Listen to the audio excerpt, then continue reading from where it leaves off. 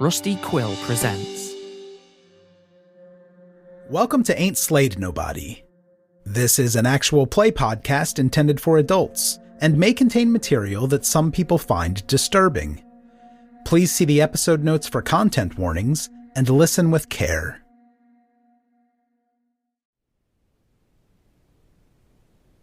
Mr. Melmoth, I'm going to give you your clue really quickly, then I'm going to go to Miss Archer.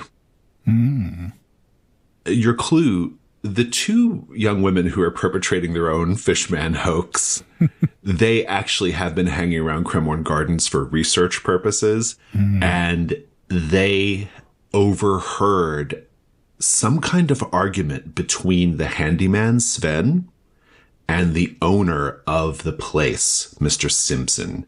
Some kind of really heated argument, and it was very nearly looked like it was going to go to blows. Well, Sebastian does like a good gossip. Indeed, indeed. Ms. Archer. Hello. On a windowsill, you see what appears to be, indeed is, a collection of mice skeletons arranged neatly on the windowsill. Okay.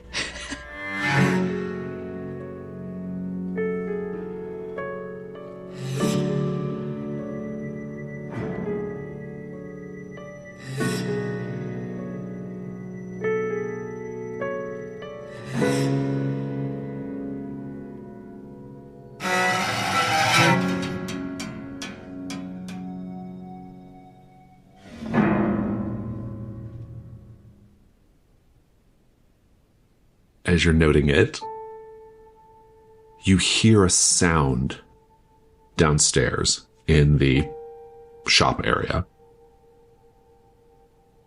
Something moving around, something being jostled. But then also,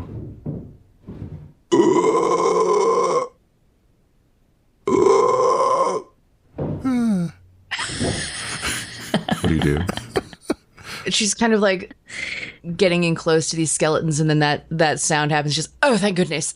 She's gonna take out her two daggers, and she'll start to like try to creep downstairs. She wants to see what's going on down there, but she does not want to give away her position. Make the day move. What are you afraid is going to happen if you fail? Well, I guess a couple things. One, that she will not be successfully stealthy, and this thing will kind of like run away, but also that it will have like disturbed some key piece of evidence that she still needs, because she hasn't had a chance to look around down there yet. Yeah, make the day move with composure if you wish to continue. Okay. +1 to composure. 7. Okay. You can kind of quietly creep down the stairs. You don't see who or what would have made that noise, but you hear more noise coming from the direction of the basement. There's another stairway going down from the shop level. And you hear from the basement, quietly,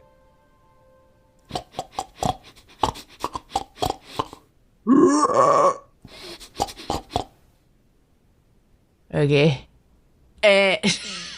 How are you feeling right now? I think that she is feeling like pretty excited. This is much better than like talking to people, trying to like investigate fucking like, this is so annoying. Take an overeager condition. Damn it. That's like the third time I've had that condition. Okay. So excited about hunting. Because she's been doing this investigation, she's probably developing some better investigator habits, and so she kind of rolls her eyes. She's going to like creep over to the front door, lean out, and just like really, to the officer that's standing out there, she'll whisper, "Will you please send word to Hargrave House that Ms. Archer has gone down into the basement of the Figg's shop, possibly to her demise. Thank you so much." And then she'll just, and do not come in no matter what you hear. And then she'll close the door and she'll start to head downstairs. When you get down into the basement, you can see, well, first of all, it's perfectly dark. It's very, very dark down there. There might be a little bit of light coming in from street level windows, but it's dim. Do you take a candle or something? No, because that would give away position. You see down here that the walls are covered in streaks of something. And you can feel underneath your boots a distinctive crunch. Occasionally interspersed with feelings of slickness. You can see one thing in a shaft of light. Written on the walls in ash. All praise the great He-Sow. Oh no. In another universe, a young woman shivers as the hairs on the back of her neck stand up. I want the night move. What are you afraid is going to happen if you lose your nerve? I think that she stares at this just a little too long because there's something really ominous about it, and then she's afraid that she's diverted her attention just enough that whatever is down here is going to get the jump on her and attack. It's worse than that. You are going to be twain in two by that attack. Do go ahead and roll with composure at disadvantage for overeager for being down here in the first place. Ooh. Okay. So composure's +1. Come on. Okay. 7. You're keeping it together well enough. I think that as your eyes adjust to the dim light, you're able to see more of this space, and now we're going to paint the scene. Everyone, this is where the Figg's victims met their grisly ends. Looking around, how do we know the kills were actually quick and painless?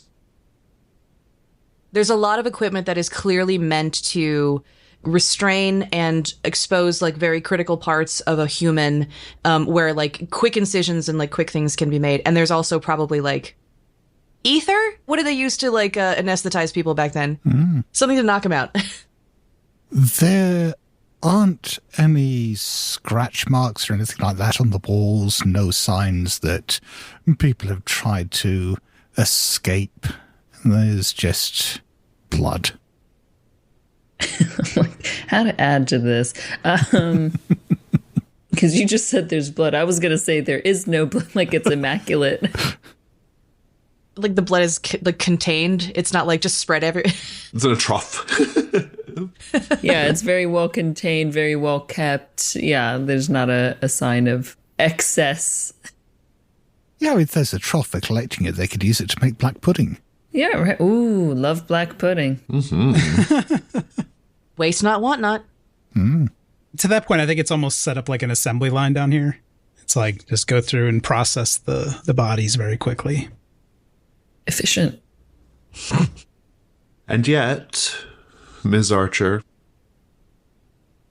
as your eyes further adjust, you see, set up against the wall now, beneath this written message, commanding you to praise the great He-Sow. There is a naked body. The head has been removed and replaced with that of a pig. It's posed almost like it's the figurehead of a shrine. Human teeth and tusks are scattered around in the shape of pagan sigils. You hear a voice in the darkness.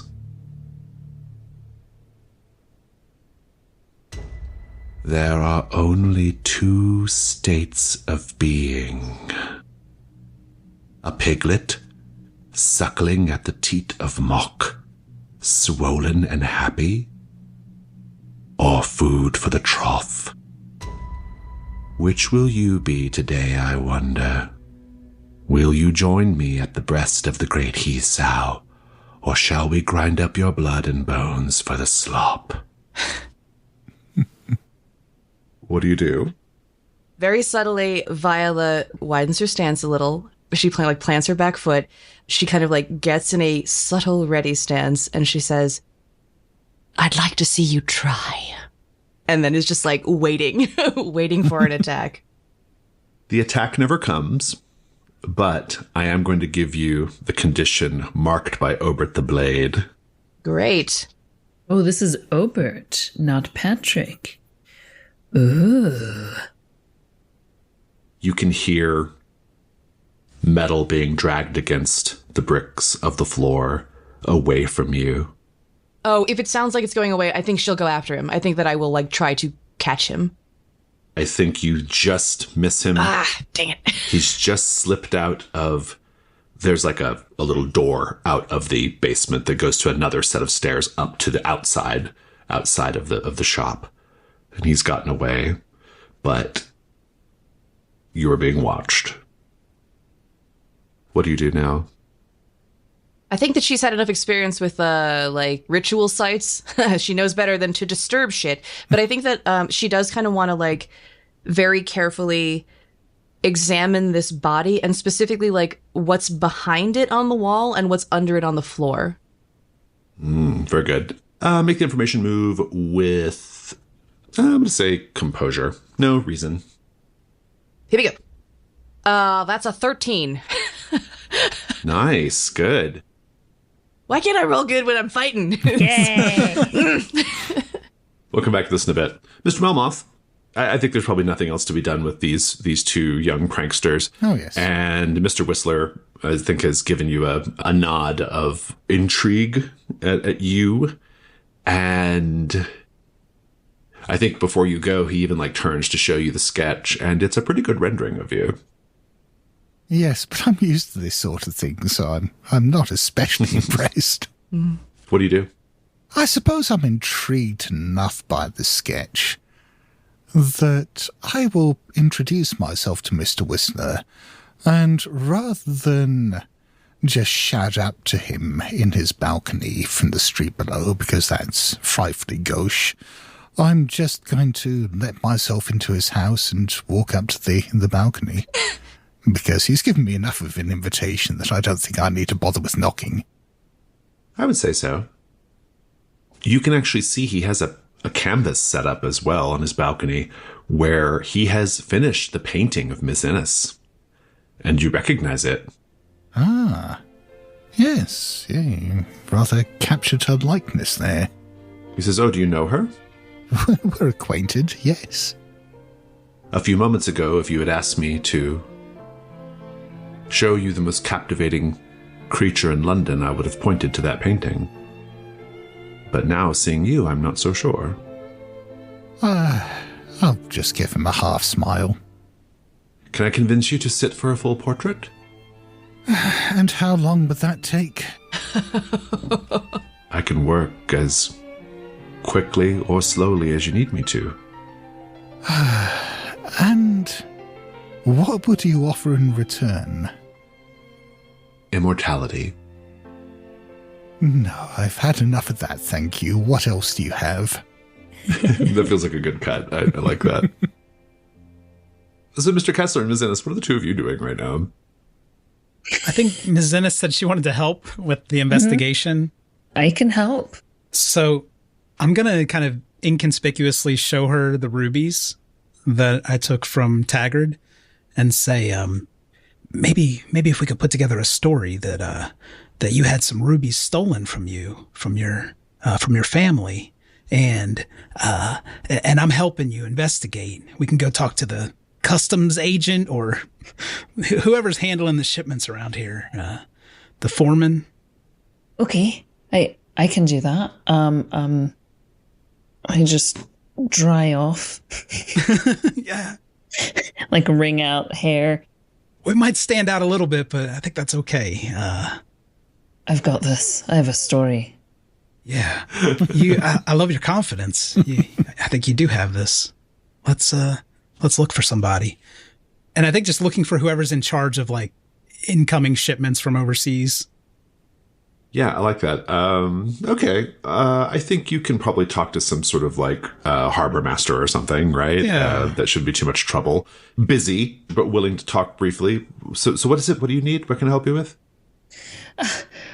My family shipment of rubies just came in and I was going to collect at the ship, and I was pushed into the waters by some thief in the night, and they've taken my rubies, and I need to know who's been let in and out of this dock.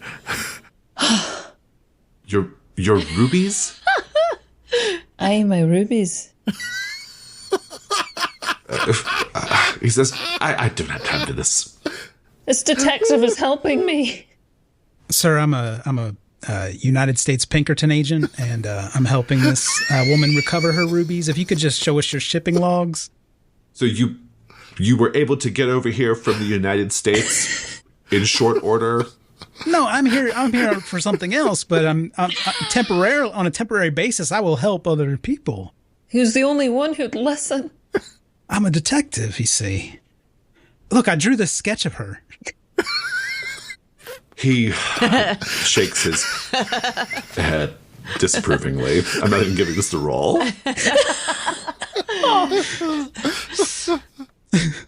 Okay, Moyra's gonna go to grab his hands and goes, please help me. It would mean the world. And then you hear, please help me. And you see a woman.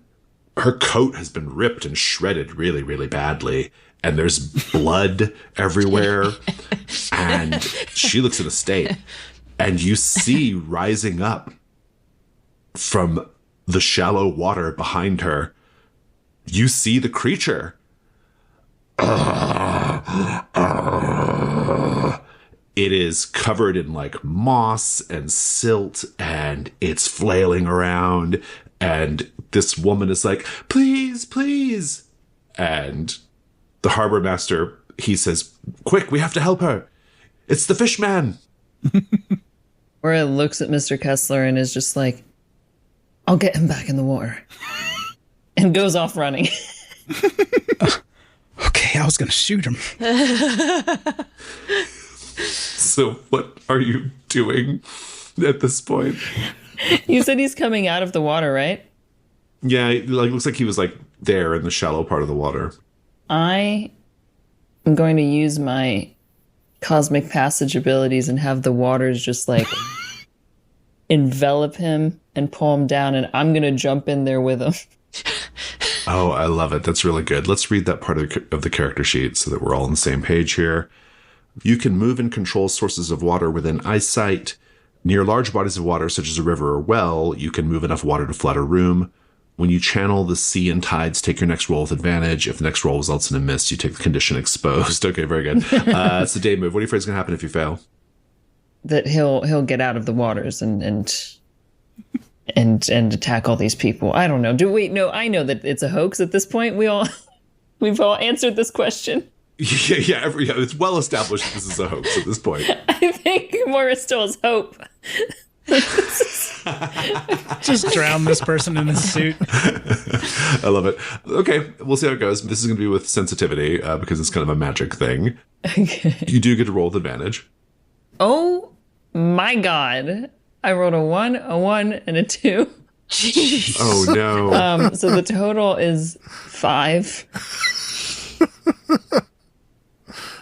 Oh, God. Yeah, I think that's not going well at all. You're trying to like get control of the water. It's unclear if we've never seen you do this, so we don't know if you.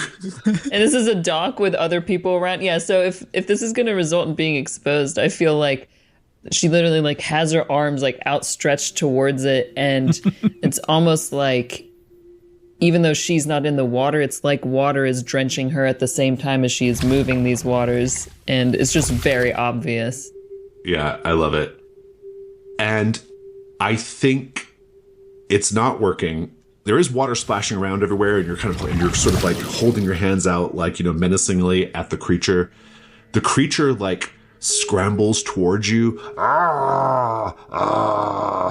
And the sailor, Linbo High, he comes out of nowhere. He's like, I'll protect you. And he runs and he tackles the creature, whose papier-mâché mask flies off as they land. And Lin Bohai is like wrestling with this person in the creature suit. The woman who was attacked, she says, "Hey, get off her," and pulls out scissors and then lunges at Lin Bohai with a pair of scissors. What do you do? Can I shoot the woman with the scissors, like aiming for the leg? So you're going to shoot the woman with the scissors? I just want to slow her down. I don't want Moyra to get mistakenly stabbed here. I put on a mask to save her life, and now you're going to shoot her. In the leg. That's what I do. Did she say get off her? Yes, she did. Yeah. Yeah. You can see that the person in the creature mask is a woman. Yeah. Yeah, and Lin Bohai's just like, I don't think he's really registered what's going on. He's just trying to save you. Yeah. Yeah, so Roland, you're going to shoot the lady with the scissors? I think if it looks like she's going toward Moira's direction with scissors, like in a threatening way. No, she's going towards the sailor, Lin Bohai. But they're together, right? Or no? I thought they were entangled. No, it's Lin Bohai and the creature are tangled, yeah. The creature, yeah. Oh, okay. Can I switch course then if Moira's not in danger? And instead, during this huge distraction, could I go through the shipping logs to see if anything matches up with Taggard's alternate identities? You're just like... You're just going to grab the shipping logs? Yeah, I'm into that. He's like, this is fine. He draws his gun and is like, this is kind of cool. You can grab the Harbor Master's log and search it later. Yeah, you don't need to roll. I'll let you have that for free. Okay. But Moyra, what do you do then? Lin Bohai's in danger. Oh, gosh. Now I feel bad. Ooh, wait. I think I have a move for this. Let me see. Okay, so Curse of the Deep has when you lash out at someone threatening you or your allies. Can Lin Bohai count as an ally in this moment? Yeah, I think we're close enough there. Yeah. Okay. Invoke the magic of your kin and roll a sensitivity. On a 10+, choose 2 from the list below. I can either have them overwhelmed with fear and flee, or they refuse to harm someone of your choosing. So there's a couple things. Or they gain a deep fear regarding water. I like all that. Yeah. Go ahead and roll it. See how it goes. Let's roll better. That's because I've got 2 sensitivity, so that's a 10. Nice. So we can choose. I think they're all close enough to her that they are seeing, like, it's almost like water is enveloping Moyra as she's standing not within it. And it's like covering her eyes that are open and her mouth, and she's still able to speak. And she says, "Get off him." And I would love for them to be overwhelmed with fear and flee and gain a deep fear regarding bodies of water. Oh, interesting. I like that. Very good. Just describe, like, you having control of the situation here. So as she says that, "Get off him," it's like these rivulets of water, almost like little rivers or veins, like shoot out from her, like to the ground, and are creeping towards them. And start making their way, if they don't move, like up their legs, as if it's like the water is going to envelop them next. And so ideally that is when they realize that they need to get away from this. And the ocean, it's like the water, the edge of the water kind of starts moving closer towards them too. Like everything is swelling towards them. I love it. Let's check in on Ms. Archer. Go ahead and take an X on your hunt for now. Yeah. I have to imagine being in this, like, abattoir, this ritual space / abattoir is giving you some kind of feeling about the beast. She probably pursued Obert for a little while and then kind of realized that she's lost him and gave up, wants to go back, and is just going around this scene. There's like this sense of, why would a group of people invite in something sinister and demonic? Why would they invite that? We spend so much time fighting against this. Like, my family's been. Why would they invite that in just because there's like this some maybe promise of like benefit? And so the idea of like things being summoned, things being like contacted proactively, and the ways in which like the similarities to some of the like the experiences that she's had while hunting the beast is starting to kind of like again tickle the back of her mind. She doesn't have it fully pictured yet, but she's starting to like get a sense of Right. Sometimes people make bad decisions and summon a monster. The body that has had its head replaced with that of a pig. The clue that you find, it's clutching a rosary. But you got a 12 plus as well, right? Yes. It's clutching a rosary.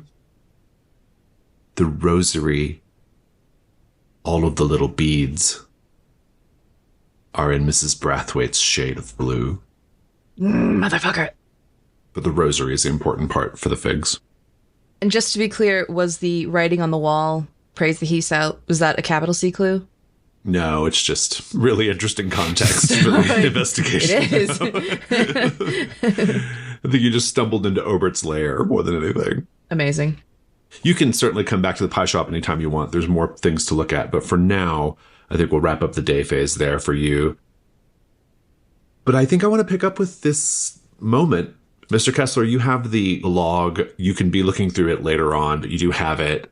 Ms. Innes, Lynn Bohai is still there. And he just looks at you and he says, What are you? I'm nothing special. No, I don't believe that for a moment. If you keep following me, only bad things will come to you. It's not worth it. I've started to see you in my dreams. In my dreams, you're singing a song. What's the meaning of that song? I know you know. It would be easier if you just forget. The friends I keep, they won't let you speak these words. Or she gets down on very close and puts like a finger on his lips. This can be a secret just between us. If you promise to keep your distance, I will come see you each month. And you'll see he is actually clutching that note that you left with the barman. He knows where to find you. And he says, I don't know what any of this means. It's all so confusing. I can't tell where my dreams end and my reality begins, but I think that you're in danger. Why? What have you seen? Signs, omens, portents. And at this point, Mr. Kessler, you can be rejoining the group if you'd like. He just walks right in, like no situational awareness. We're like on the shore, right? Like ish. You're like on the pier, I imagine, or near the shore. Yeah. That was brilliant. That was such a good distraction. I got exactly what I need. Thank you, Ms. Innes. I owe you a favor. Oh, hey, sailor. He's a little nervous because he knows you're armed. Yeah. Heed my words. Stay away, and I will come see you. But if you seek me out when I don't expect you, it will not end well. Roland pulls his duster back to show the gun. Fucking hell. And he sees the gun. I'm not sure, Miss Innes, you see Roland showing the gun? Yeah. No, I don't. Yeah, it's pretty sly. The sailor stands up and goes, "Okay, fine. Yeah, I'll go. But be careful. Which is your ship? It's already left port. I stayed here. I stayed here for you." Go off now. He leaves, but he walks away backwards so that he never turns away from you. And eventually turns around and scuttles off. Ugh, what am I gonna do? They go to Mr. Kessler and please don't tell the others. No, I won't, but you do need to be careful. That fellow really wants to drop anchor. I think some people might have seen me messing with the waters as well. Maybe so.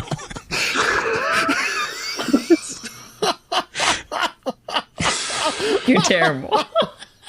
I'm sorry. God damn it. Very good. I took the exposed condition. Indeed. Right. Yes, indeed. Yes, very good. Mr. Melmoth, I am curious what you get up to for the rest of the day. Do you ditch Mr. Whistler? What's going on here? Oh, yes, I've got no interest in being painted by him. I think Sebastian has got quite bored with Chain Walk now.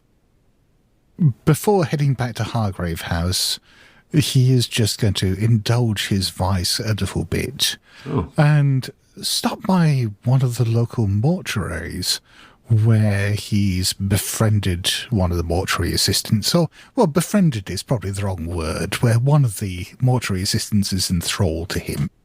He just stops by there with his camera and takes a few photographs. I love it. Yeah, that feels good to me. And Ms. Archer. The other thing that I wanted to do with Viola is like let her talk to Albertina real quick. Oh, to what end? Specifically, she had made a date with, not a date, but she had said that she would call on her at the end of the dance the other night. You probably look a little shaken. You might be covered in like old dried blood or something. Oh yeah, for sure. It's not changed. She says, Viola, are you all right? I am fine, Ms. Welk. I did not want to stand you up once more, as I realize that I have grossly misunderstood your interest in me. But I do still think that we can be of benefit to each other. Oh? How so? I had the impression that you had an ask for me, and I have one of you as well. You go first. I've been told that you are a font of information, that you have your ear to the ground and fingers and many pies. I would like to be able to use you as a resource. I have need of information, quite often, actually. I do manage to insert myself in the most fashionable circles around the city. Circles in which I do not travel easily, which is why I think that you would be of great benefit to me. And I'm curious how I could be of benefit to you. Well, Ms. Archer, I think I'll just hold on to that as a favor for now. A clever move, one which I've used myself many times. Very well. But if I can help you with anything related to society happenings, galas, events, gossip, I will. I would love to know what gossip you have heard about the Archer family. Oh, interesting. And she says, so you know quite a lot more about my needs than you're letting on. It is always wise to play things close to the vest, I find. Well then, Miss Archer, I am indeed in need of a monster hunter. And I've heard that your family is very talented in this regard. My family has historically been very talented in this regard. Currently, I am the only one possessing anything approaching skill in this area. What do you know about vampires? Well, I have second-hand information that they are very good in bed. She says, oh, they are indeed.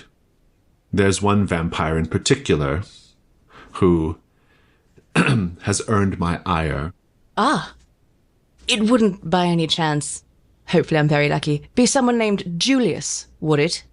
She smiles and says, oh, Miss Archer, would you like to come in for a cup of tea? I would love to. And the short version of the story is that Julius kind of stole her heart, but she could overlook that if not for the fact that he also stole quite a lot of her money. Oh, yeah, okay, fair enough. And she knows what kind of creature he is, and she wants him destroyed. Okay, so, like, not the money back, just, like, truly just wants vengeance? Just vengeance, yeah. Fantastic. Great. I think we need to memorialize this moment in some way. For now, just make a note for yourself that you have this sort of, like, hunt that's been given to you. And once you complete it, you'll be able to cash that in with Albertina. In the meantime, am I still marked by her? No, you can take it off. Fantastic. Thank you so much. All right. So with all that said, I think we should go ahead and move into the dusk phase. First things first, the quickening.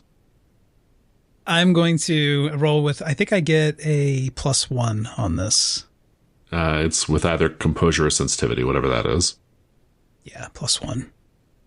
All right. Wish me luck. You got this, Cupp. 6. 6. Indeed. Your only option here is to retire this character, and I will put the cursed in play. Otherwise, you must put on the Janus mask. So. Oh, man. Oh, my God. Yeah, I'll use a mask. I'll use the darkened threshold.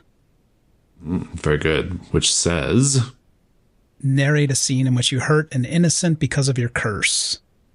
That feels good. That may be something we can do tonight or whatever. We'll figure it out. Mm-hmm. Okay, so that's that sorted. So that bumps your result up to a 7 to 9. You have to take the drained condition, but you otherwise are keeping it more or less in check. Although it sounds like maybe there's a little bit of problematic side effects going on. Yes. Will you be using Moonlight Upon the Waves tonight, Ms. Innes? Yes. Very well. And so, let's talk about Hargrave House. A former hunter in residence once used the music room to wrangle a spirit using the power of music. There are still subtle signs of that struggle in this room. What are they?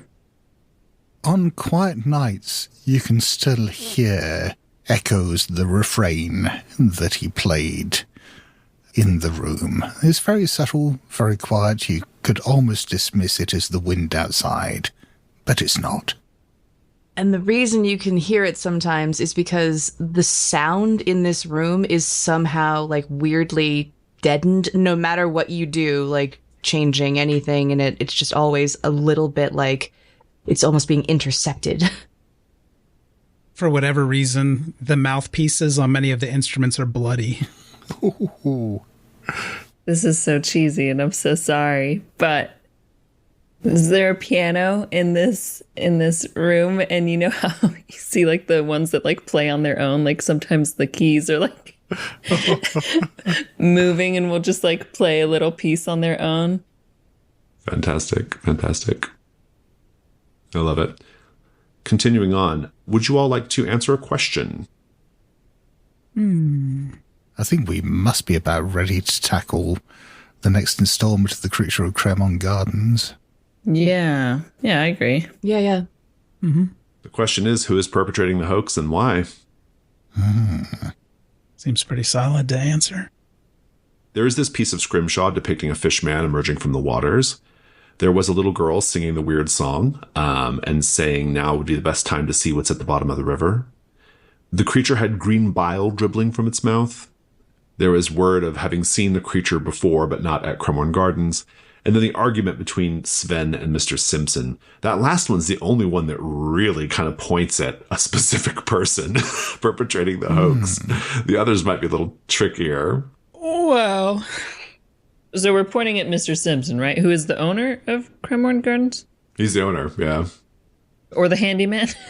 Yeah. Oh, Sven's actually doing the like. Maybe he's trying to embarrass or do something to destroy property values to harm Simpson. Oh, interesting. Yeah. Do we want to do Sven or Mr. Simpson? Because we can swing all of these. Just one or the other, or they're in cahoots. Maybe there's two. Do we know what the argument was about? No, only that there was an argument. It was quite heated. Okay, so maybe if the dude has seen the creature, but not at Cremorne Gardens, maybe the area that he was seen was actually quite near Mr. Simpson's like neighborhood. Okay, interesting. We say that Mr. Simpson, and Roland would know this, has a scrimshaw is one of his hobbies, and he has a bunch of it on display in his home office. Oh, because you know Mr. Simpson, right? Yeah. Oh, yeah. That's good. Yeah. Oh, that's good. That's really good, actually. So you actually know that. I like the idea of you just like revealing that casually tonight. Like, oh, by the way. Yeah. Speaking of Scrimshaw. Josephine had suggested that the girl was either Simpson or maybe Sven's like niece or, like they're somehow related to, a family member. Well, and the green bile is the exact same green as like these apple candies sold at the gardens. Like they just match perfectly. Oh, yeah. That's nice. Oh, upon further inspection, like you deduce that it's like these. Oh, that's pretty interesting. I like that. Actually smells quite sweet. Yeah, that's good. So it's all pointing towards Thomas Simpson so far. You do have to also you have to answer why as well. And that can be inferred from other clues or other context, obviously. Mm-hmm. The fact that everybody has been whipped into a frenzy probably was predictable, and maybe it was literally because he was trying to attract more people because he's in debt. Mm-hmm. I mean, I'll buy that. What does the argument Sven have to do with it? Was Sven actually the one dressing as the creature for Mr. Simpson? Yeah, or possibly if they are in cahoots, like Sven objects to the way this is being the presence of the Hargrave House people has been like, they're getting too close, you're fucking this up, like you're not doing these things. I don't know, it could be that kind of argument. It's also clearly getting more dangerous too. I think what's interesting about these two pranksters is they're probably not the only ones doing things like this, It's probably creating no end of trouble for Sven as well. Yeah, I feel like Sven is upset. Maybe the little girl is Sven's niece, who Mr. Simpson roped in without asking him. Ooh, yeah. Yeah, that's nice. Yeah. Oh, that's really good. Oh, yeah, that's good. Yeah. I love that. We've still got the creature having been seen before, but not at Cremorne Gardens. I imagined him being seen around Mr. Simpson's neighborhood because literally like at his back window, because Sven is like dressed up and trying to get away or something and like coming to like hash out some detail, and it's just Sven checking in. Oh. The zipper on the back of his suit is stuck, and so he just needs him to get it. Like, help me get out. That's good. I like it. Okay. It's a +1. Who wants to roll it? I think it's a perfectly solid explanation for this Scooby-Doo mystery. He would have gotten away with it, too. So. You want to do this one, Josephine? Oh, gosh. My rolls have either been good or just absolutely dreadful. So let's see. Just like the rest of us. It's all good for the story. It's all good for the story. Cool. Okay. Ooh. Yay! Okay. 12 total. Wow, nice. Wow. So Theodora is really going to be very active during the resolution of this threat. Oh, gosh. Intriguing. Okay. So you have now unlocked the opportunity, which will allow you to essentially lay a trap for the creature and unmask them. So thereby resolving the threat. Nice. Which you have to do during the night phase. You can do that tonight if you wish. Well, what's everyone doing tonight? Let's go around the table. What would you like to do? You may not get to, because the night phase is mine, but I'm intrigued to hear your ideas, Miss Archer. Viola's going to try to do a little investigation about Julius. Oh, interesting. Yeah. Okay, good. Julius is not hard to find. Yeah. Yeah, he's especially because I believe Mr. Melmoth and Mr. Kessler have been all up in his business. Have y'all shared that Julius exists? Yeah, have you talked about Julius? Either of you? I think during one of our sparring matches, I probably brought that up to Ms. Archer. Maybe I've been like trying to flatter Sebastian to the point where he'll like just volunteer information about this thing that he did this one time. You know what I mean? Like, It's not difficult to get what you want out of him with flattery. Excellent. Very good. Fantastic. Okay, so we know what you're doing. Mr. Kessler, what are you doing tonight? Whether she's there or not, I would like to call on Miss Brathwaite. Ooh. Oh, interesting. I believe that she sent this gift to my room of the Pinkerton agent, and I'd like to go thank her for that. Oh, interesting. Very good. Very good. Okay. Are you going to go to the Langham, hoping she's still there? Yes, I'm going to check on that room to see if she's still staying there. Mr. Melmoth, what are you up to? I think Mr. Melmoth is going to the theatre tonight. He's going to see his play because I do have the option to try to get another clue by watching it. Fantastic. Ms. Innes, what are you up to? Someone has to resolve the case, right? The threat? I mean, it has to be resolved at night. Which night phase you do it is up to you. But yeah, it's ready. Oh, okay. I'm notoriously bad at resolving threats, as we've seen. But we don't know that, so maybe we're like, you did such a great job on that one. Why don't you go do this one too? Go sort that out for us. Oh gosh, it would be terrible if I did it. I only have bad ideas for this. It does kind of feel like it should be either Mr. Kessler or Miss Archer, just because I think the last two were resolved by Moyra and Sebastian, so... Mm-hmm, yeah. Yeah, I can come off of Julius because I feel like if it, like, once it is very, very clear that this is a dude that did it, I think that Viola's just so angry. Just, like, so fucking angry. And she's like, no, I've got this one. Okay. I think Moyra feels bad that she interrupted Mr. Kessler's investigations into Pinkerton stuff. I'm going to try and find some clues in the waters near, I guess, where Mr. Kessler had been looking about sort of maybe ships coming in and out or things that have caught sight or of this Pinkerton and any information they might have. Sounds good. Okay, so it sounds like we all have sort of a rough plan for the evening.